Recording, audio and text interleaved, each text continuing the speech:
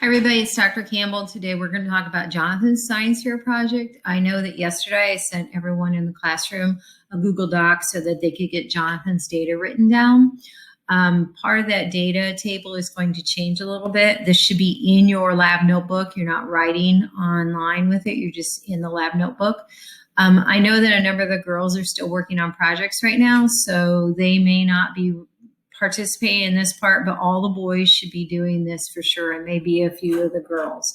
So make sure you have your lab notebook out, make sure you have a ruler, make sure you have a pencil and maybe an eraser. If you need to stop this video so that you can continue, please do stop the video. Now I'm going to explain how we did Jonathan's project. Jonathan was interested in forensic science and how bodies cool down after a certain amount of time. So after somebody dies, the internal temperature of a body is going to cool down. So we measured in Celsius, but normally, normal body temperature would be 98.6. But depending on how long that person is in a room or outside, their body temperature is going to cool down differently. So what we were testing, we used oranges to represent the bodies, and they were put into different environments. The control orange was just at room temperature sitting out on the counter. Okay, just so you know. So this is like the control orange that was sitting on the calendar. This is the temperature probe, and it was connected directly to the computer. And then what we did was the test, all the oranges were put in a crock pot and heated up. And so the crock pot had to be really, really hot, like 100 degrees, which is pretty hot. It was like boiling, right? The water inside was boiling. That doesn't mean the oranges were boiling. They didn't boil, but the water was boiling. And then we put in a temperature probe. And then to test it first, we put the oranges in room temperature water in a cooler.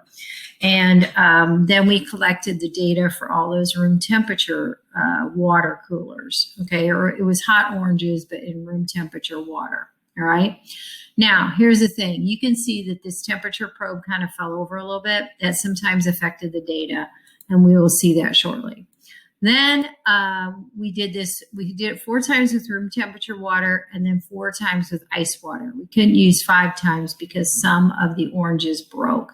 We had originally wanted to do it. The other thing is in the ice water, if the temperature probe fell over, then this part got cold, even though the other part was still in the thermometer. So you have to kind of keep that in mind, right?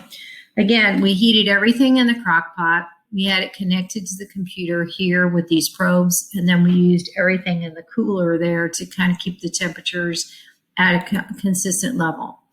Then what we mapped it for 2 hours. We didn't know how long it would take for this temperature to move down. We had no idea. So we set it for 2 hours because it was supposed to go to 27C according to Science Buddies. So, and if it went to 27C, then we stopped it, right? So it's set for 2 hours, but we'll see. Now you can see this one, this hasn't gone down yet. This is the control, which is going along the bottom, and this is still moving down. So this is at 54.1C, and that's probably at least a half an hour or an hour there, all right? Then what we did do is when we had the 4 oranges in the ice water, we were able to run 4 temperature probes with them. We had enough temperature probes and enough data to be able to do that. But notice how some of these got messed up. That's when the temperature probe fell over a little bit. So we took the highest amount of data we could and tried to prop up the oranges as best we could. But some of the data, the graph isn't like perfect, and it's just because the oranges fell over in the water, right? This is an example of what the data looks like, right? So this is hot temperature data, and this is just a picture of it from my computer screen. This is after we ran all the data. And you can see here, this is at 27 at 39, and this is 19.6. This is the control. So usually the control was about 19, 18, something like that, pretty consistently throughout. And then what we did was we took the highest spot as far as hot water was concerned, the hot oranges in room temperature water, and we waited till they all got to about 27, maybe 27.2. But if it hit 27, then we took the time and we recorded that. And then what happened is we put this all in a data table. And this is where you are going to have to probably redo your data table. So this is control and hot, but it was really, we should probably say room temperature, but we'll just leave it hot now and we'll come back. So the initial temperature for the control was 18.9. At the end of 68.5 minutes, it was 19. Now, why am I using 68.5 minutes? It's because it took 68.5 minutes for the one that was in just room temperature water to cool from its highest at 96.2 to 27. Now, remember, this is in Celsius, all right? So you have controls that go with all the hots. So this one, then this one, then this one, then this one. Then, because I was able to run the cold all together in one ice water bath, I was able to calculate that a little differently.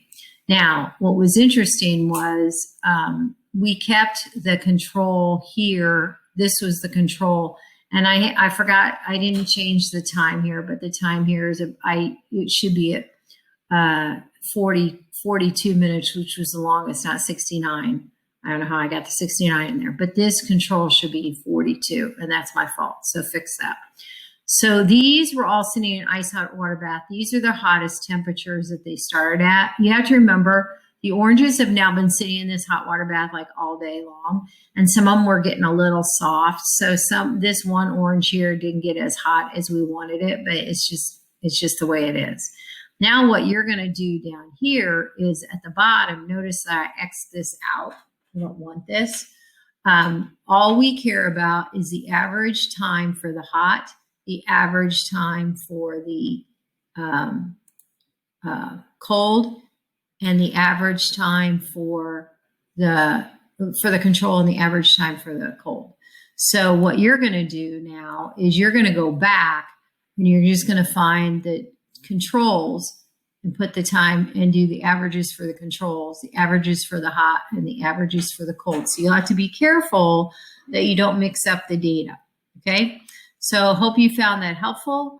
Make sure that you check in with each other and make sure your averages are correct, all right?